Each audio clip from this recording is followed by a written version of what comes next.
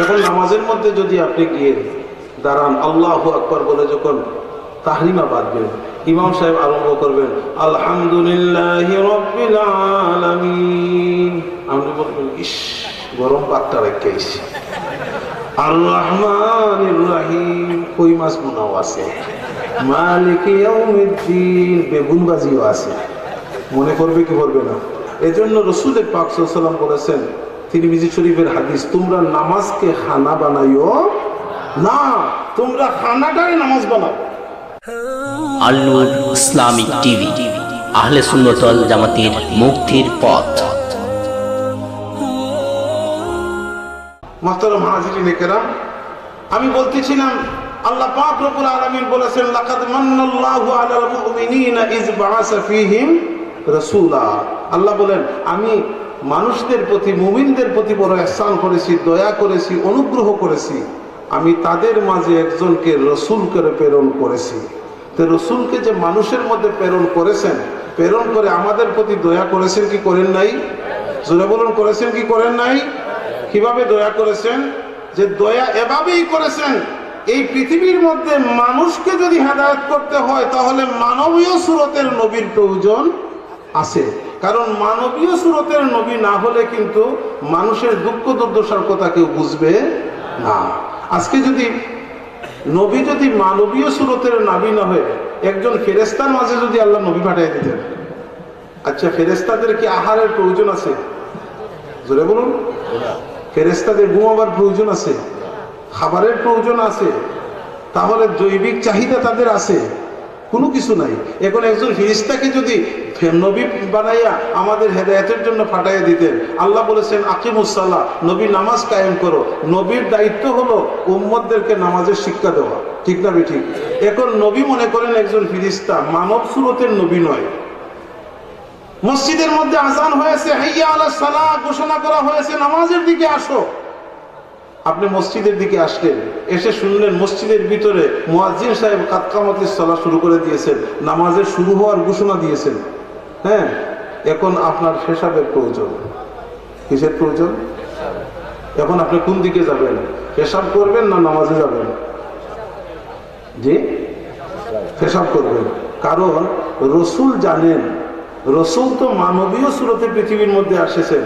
নবীর পেশাব পায়খানাও হতো, খাবার দাবারও রাসূলের প্রয়োজন ছিল। পেশাবের দললে যে কি কষ্ট হয় রাসূল এই কষ্টটা জানেন। যার কারণে রাসূল বলেছেন, যদি জামাত শুরু হয়ে যায় আর পেশাব পায়খানার যদি প্রয়োজন মনে করো, আগে পেশাবের কাজ শেষ করো, তারপরে এসে জামাতের মধ্যে শরীক হও। এতে জামাতের নাগাল যদি তুমি নাও পাও, তোমার নামাজের জামাতিদের সওয়াবের সাথে তোমারও সওয়াব দেওয়া হবে। জোরে বলুন সুবহানাল্লাহ। আপনি সিলেট শহরে গেছেন সকাল 10টায়, ফিরতে ফিরতে সন্ধ্যা হয়ে গেছে, দুপুরে আপনি খাবার খান নাই, রেস্টুরেন্টে খাবার অভ্যাস আপনার নাই। রেস্টুরেন্টে গরম খাবার খাইলে পেটেও সমস্যা হওয়া অনেকের হয় কি হয় না? আপনি যখন তাজপুর পয়েন্টে আসলেন, ফোন করে বললেন যে বিবি সাহেবানিকে, আমি কিন্তু দুপুরে খাই নাই, আমার জন্য টেবিলে তাড়াতাড়ি ভাত লাগাও। টেবিলের মধ্যে ভাত লাগানো হলো, গরম ভাত। তারপরে আপনার এই কি, এই যে এই ভালো কই মাছের ভুনা, তারপরে বেগুন ভাজি, হ্যাঁ আবি জাবি তরকারি সব সাজায় রাখা আছে। মসজিদ পাশে মাগরিবের আজান শুরু হয়ে গেছে। কিসের আজান? মাগরিবের আজান। মাগরিবের আজানের সাথে সাথেই জামাত শুরু হয় না দেরি হয়? সাথে সাথে।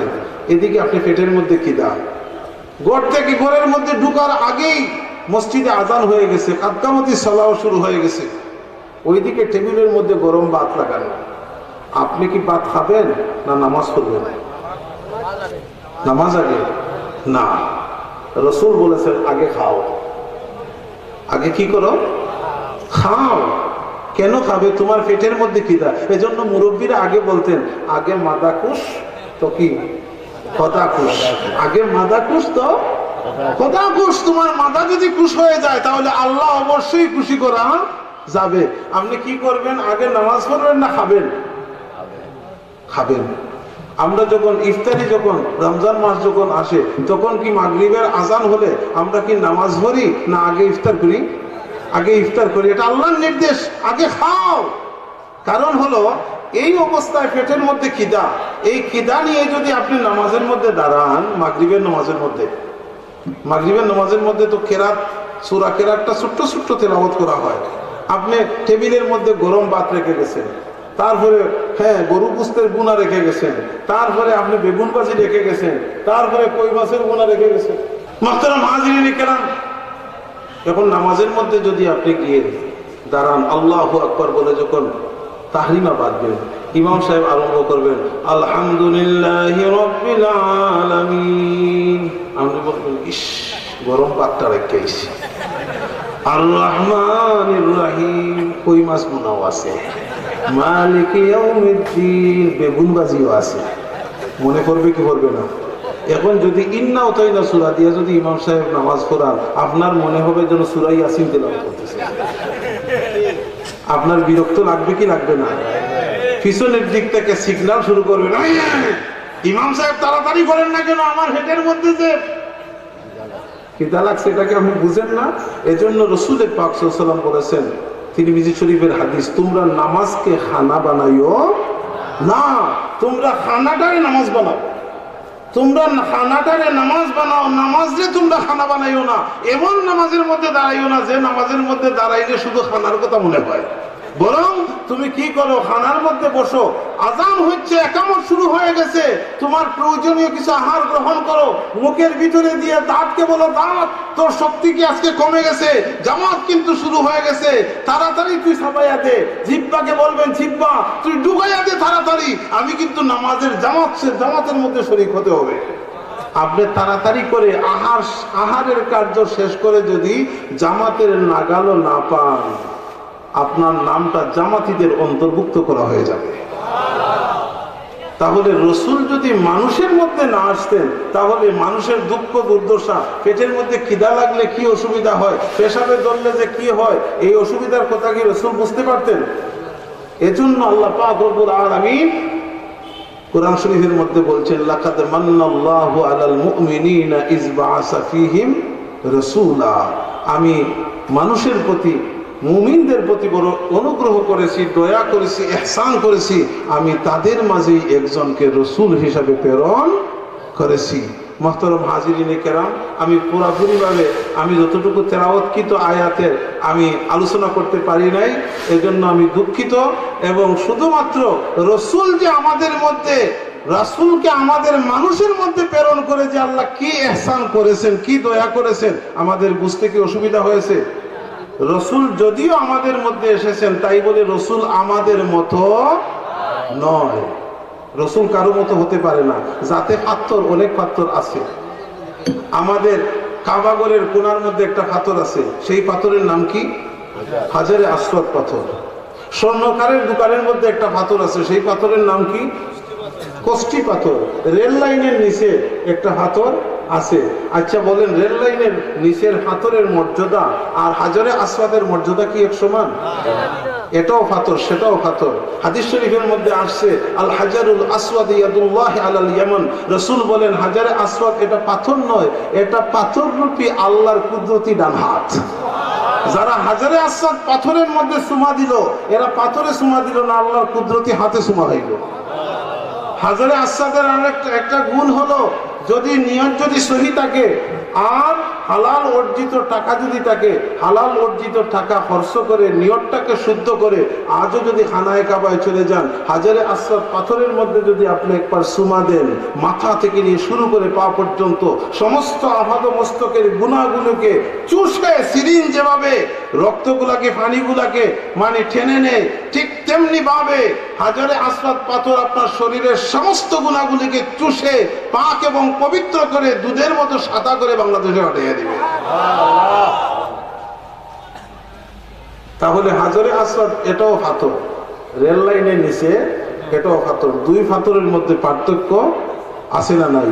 রাসূলও মানুষ, আমিও মানুষ, রাসূল এবং আমার মধ্যে পার্থক্য আছে না নাই? কতটুকু পার্থক্য? আমি ছোট ভাই, বড় ভাই, এরকম পার্থক্য। রাসূলকে বলতে বিশ্বাস করতে হবে, রাসূলকে মানতে হবে রাসূলের মতো। রাসূলের মতো যদি রাসূলকে না মানেন, তাহলে আপনি ঈমানদার দাবি করতে পারবেন না। এই আকাইদি ব্যাপার যেগুলো আছে এগুলার শিক্ষা দেওয়া হয় আজকের এই মোল্লাপাড়া দাখিল মাদ্রাসার মধ্যে। কিভাবে রসুলকে সম্মান করতে হবে, কিভাবে ইজ্জত দিতে হবে, কিভাবে ঈমান আনতে হবে, সেই শিক্ষা দেওয়া হয় কোন জায়গায়? মাদ্রাসাগুলিতে। এজন্য রসুল বলেছেন তালাবুল ইলমে ফারিদাতুন আলা কুল্লি মুসলিম, প্রত্যেক মুসলমান নরনারীর উপর ইলম অর্জন করা ফরজ। তবে সব ইলম অর্জন করা ফরজের মধ্যে হচ্ছে দুইটা ফরজ, একটা ফরজ হচ্ছে ফরজে কেফায়া আর একটা হচ্ছে ফরজে আইন। ফরজে কেফায়া যেটা বাধ্যতামূলক, জুমার নামাজ পড়া পুরুষের জন্য এটা ফরজে আইন। 5 ওয়াক্ত নামাজ পড়া প্রত্যেকের জন্য কি? ফরজে আইন। ফরজে আইন, জানাজার নামাজ পড়া ফরজে আইন না ফরজে কেফায়া? ফরজে কেফায়া। সব ইলম অর্জন করা ফরজে আইন নয়, তবে 3টা ইলম অর্জন করা প্রত্যেক মুসলমান নরনারীর উপর ফরজে আইন। কয়টা ইলম? জোরে বলুন, কয়টা ইলম? প্রথম নম্বর হলো যে ইলমের দ্বারা ঈমান শুদ্ধ হয় সেই ইলম অর্জন করা ফরজে আইন। 2 নম্বর, যে ইলমের দ্বারা আমল শুদ্ধ হয় সেই ইলম অর্জন করা ফরজে আইন। যেই ইলম 3 নম্বর অন্তরাত্মা শুদ্ধ হয়, ওয়ায়ুযাক্কিহিম ওয়ায়ুআল্লিমুহুমুল কিতাবা ওয়াল হিকমা, যে ইলমের দ্বারা মানুষের অন্তরাত্মা শুদ্ধ পরিশুদ্ধ হয়ে যায় সেই ইলম অর্জন করা ফরজে আইন। তাহলে ফরজে আইন কয়টা ইলম? 3টা ইলম। প্রথম নম্বর হলো যে ইলমের দ্বারা ঈমান শুদ্ধ হয়, 2 নম্বর যে ইলমের দ্বারা আমল শুদ্ধ হয়, 3 নম্বর যে ইলমের দ্বারা অন্তরাত্মা পরিশুদ্ধ হয়। বাকি যত ইলম আছে সব ইলম অর্জন করা ফরজে কেফায়া। ইতিহাস সম্বন্ধে সবার জানার প্রয়োজন নাই, ভূগর্ভে কি আছে সবার জানার প্রয়োজন নাই, পাহাড়ের পাদদেশে কি আছে সবার জানার প্রয়োজন নাই, ইঞ্জিনিয়ার সবার হওয়ার প্রয়োজন নাই, ডাক্তারও সবার হওয়ার প্রয়োজন নাই, উকিল সব হওয়ার দরকার নাই। সমাজের একজন উকিল হলে অনেক মানুষকে চালায় নিতে পারবে, ইঞ্জিনিয়ার এক উপজেলায় একজন হলে সারা উপজেলাকে চালায় দেওয়া যাবে। সব ইলম অর্জন করা ফরজে কেফায়া, 3 ইলম অর্জন করা ফরজে আইন। সেই 3 ইলমের সমন্বয় শিক্ষা প্রদান করা হয় আজকের এই মাদ্রাসায়। আলহামদুলিল্লাহ বলুন। সেই মাদ্রাসাকে ঠিকাইয়া রাখা, সহযোগিতা করার প্রয়োজন আছে না নাই? যেই মাদ্রাসাতে পড়লে নায়েবে রাসূল হওয়া যায়, এই মাদ্রাসাতে পড়লে ওয়ারাসাতুল আম্বিয়া হওয়া যায়, এই মাদ্রাসাতে পড়লে উম্মতের মধ্যে দামি মানুষ হওয়া যায়। আল্লাহ পাক রব্বুল আলামিন এই মাদ্রাসার প্রতি আমাদের প্রত্যেকের সুনজর এবং উত্তরোত্তর উন্নতির ক্ষেত্রে সকল ধরনের সহযোগিতা করার তৌফিক যেন দান করে দেন। সবাই বলি আমিন।